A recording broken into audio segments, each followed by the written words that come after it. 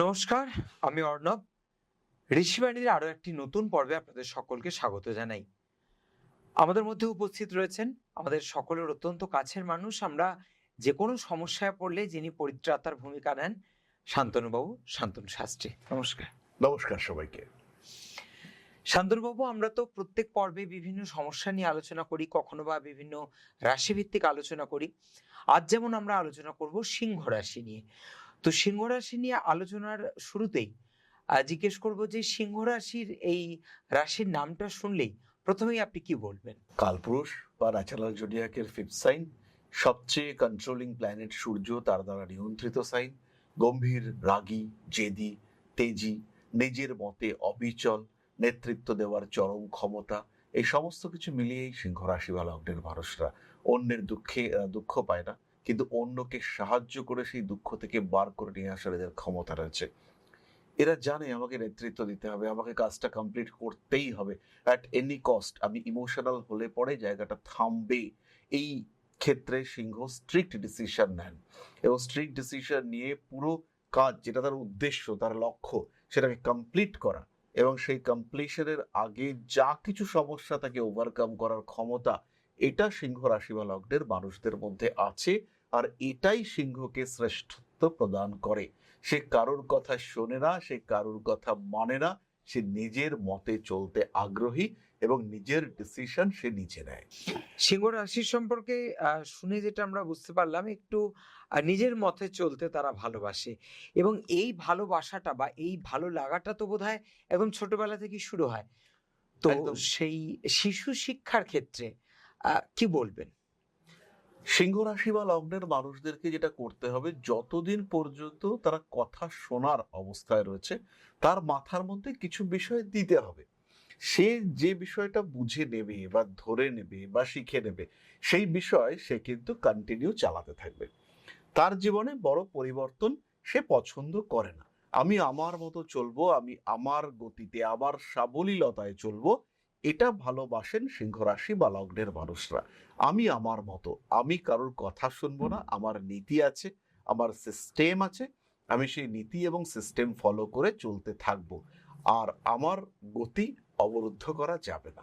তাই প্রথমে তার মধ্যে যেটা ইনপুট করিয়ে দেওয়া হবে, সিংহ কিন্তু অনেকটাই অর্থোডক্স, সে অত বেশি পরিবর্তন পছন্দ করে না, সোজা পথে চলবো, কোনো ডাইনে বাইরে নেই। তাই তার মাথার মধ্যে যেটা ছোটবেলায়, একদম ছোটবেলায় ইনপুট করিয়ে দিতে হবে যে এটাই তোমার কাজ, এটাই তোমাকে করতে হবে, সেটা নিয়েই কিন্তু সে ধীরে ধীরে এগোতে থাকবে। পরিবর্তন তার বিরাট পছন্দ নয়। তাই শিশুদের ক্ষেত্রে আমাদের এটা বুঝতে হবে যে সিংহকে আমরা পরিবর্তন করতে পারবো না। গার্ডিয়ান যারা, তাদেরকে ধরে নিতে হবে যে এই বাচ্চারা সিংহ রাশির, আমার কথায় এ চলবে না। আমি একে চেষ্টা করেছি, এর মাথায় আমি ঢুকিয়েছি তোমাকে ডাক্তার হতে হবে, তারপরে এ বুঝতে পেরেছি আমি ডাক্তার হব না, আমি জার্নালিস্ট হব।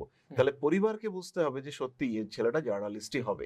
একে সাপোর্ট দাও, একে বাধা দিতে চেও না, কারণ একে তুমি বাধা দিতে পারবে না। এর যে গতি সেটা অপ্রতিরোধ্য, এ তোমার কথা শুনবে না। এটা পরিবারকে বুঝতে হবে, তাহলেই কিন্তু সিংহের কাছ থেকে আমরা বেস্ট রেজাল্ট পাবো। আমরা যেহেতু শৈশব থেকে একদম আলোচনা করছি, তাই তাদের পড়াশুনো যখন করবে, তার পরিবেশটা ঠিক কি হওয়া দরকার? কারণ আমরা জানি পরিবেশের একটা বিরাট বড় প্রভাব শিশু মনে পড়ে। সিংহ রাশির যেটা সবচেয়ে নেগেটিভিটি, সেটা হলো সফটনেসের অভাব। আর এই সফটনেসটাকে যদি আমরা ইনক্লুড করতে চাই তার লাইফস্টাইলের মধ্যে, তাহলে আমাদেরকে জল তত্ত্ব সংযুক্ত করতে হবে। তাহলে এমন দিকে সে বসবে পড়তে যেখানে জল তত্ত্ব বা ওয়াটারি সাইন অ্যাক্টিভেটেড রয়েছে, নাম্বার ওয়ান। অথবা আমরা জল তত্ত্বকে ইনডিউস করব কোনো একটা ওয়াটার বডির মাধ্যমে। হতে পারে নদীর দিকে বাড়ির যে দিকটা বা বাড়ির যে ধারে পুকুর রয়েছে, সেই দিকটাতে সিংহ রাশির বাচ্চাটির পড়ার ঘর হতে পারে। তার পড়ার ঘরে পড়ার টেবিলের সামনে আমার কাছে একটা জল বা ঝর্ণার দৃশ্য আমি লাগিয়ে দিলাম। অবশ্যই সেটা সেই দিকে লাগাবো যে দিকটা ওয়াটারি সাইডের। তো সেই কাজগুলো যদি আমরা করি, এনভায়রনমেন্টে একটু ওয়াটার বা জল তত্ত্বকে নিয়ে আসার চেষ্টা করি, তার কাছে একটা জলের বোতল কন্টিনিউয়াসলি রেখে দিই, বা একটা কাচের গ্লাসে জল রেখে তার টেবিলের সামনে রেখে দিই, তো সেই যখনই দরকার হবে তখন সেই জলটা গ্রহণ করবে। এটা আমরা করতে পারি। তার পড়ার ক্ষেত্র, তার পড়ার টেবিল, সেটা হোয়াইট এবং গ্রিন কম্বিনেশন দিতে পারি। তার পড়ার টেবিলে একটা গাছ, ইনডোর প্ল্যান্ট রেখে দিতে পারি। এগুলো করলে পরে তার কিন্তু এনভায়রনমেন্টটা চেঞ্জ হবে। আর সিংহের কনসেন্ট্রেশনের জন্য খুব যে বিশাল শান্ত পরিবেশ দরকার বা কোনো রকম অস্থির পরিবেশে সিংহ কনসেন্ট্রেট করতে পারে না এরকম নয়। সিংহের শুধু একটা জিনিসই দরকার, সেটা হলো ডেডিকেশন। ইয়েস, আমি করব। এই করব, এটা যদি সিংহ একবার ধরে নেয় আমি করব মানে আমি করব, পৃথিবী উল্টে গেলেও আমি এটা করেই ছাড়বো। তাই পরিবেশ সিংহের জন্য ইম্পর্টেন্ট হলেও পরিবেশ সিংহের জন্য একমাত্র ইম্পর্টেন্ট নয়। সিংহ নিজেই নিজের পৃথিবী তৈরি করতে পারে, এই ক্ষমতা ছোটবেলা থেকেই থাকে। শিশু ছোট হলেও সে সিংহ শিশু। বাহ, ভারী সুন্দর বললেন। এবং শৈশব থেকেই তার তেজ কিরকম হতে পারে সে সম্পর্কেও আমরা জানলাম। এরপর যেটা জিজ্ঞেস করব, আহ, এদের এত রকমের পজিটিভ সাইন আছে, এরা অনেক কিছু পারে, অনেক জেদের মাধ্যমে জীবনে অনেক কিছুকে অতিক্রম করতে পারে।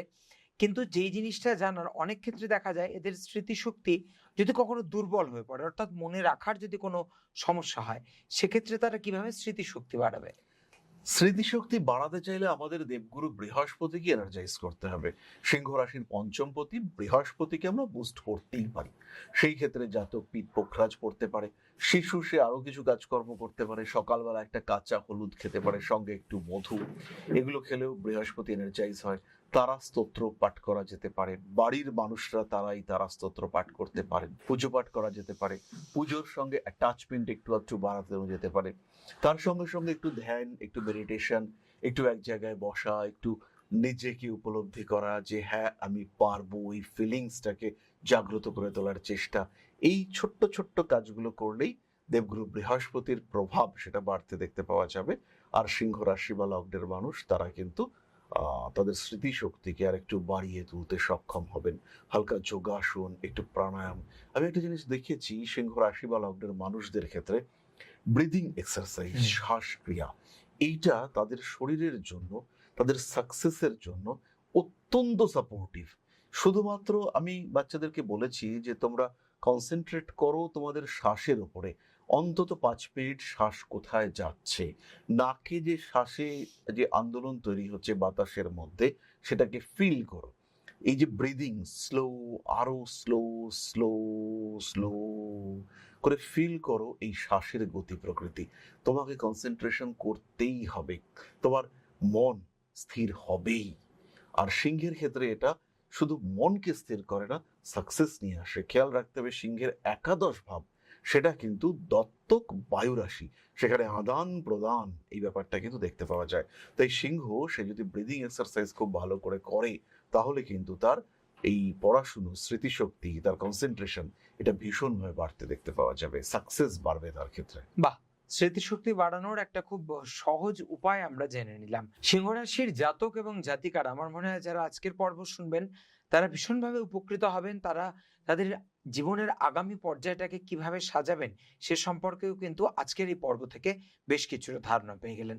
আমরা আবারও ফিরে আসবো আগামী নতুন পর্বে নতুন কোনো বিষয় নিয়ে। ভালো থাকবেন সবাই। নমস্কার। নমস্কার। জয় মা আদি শক্তি।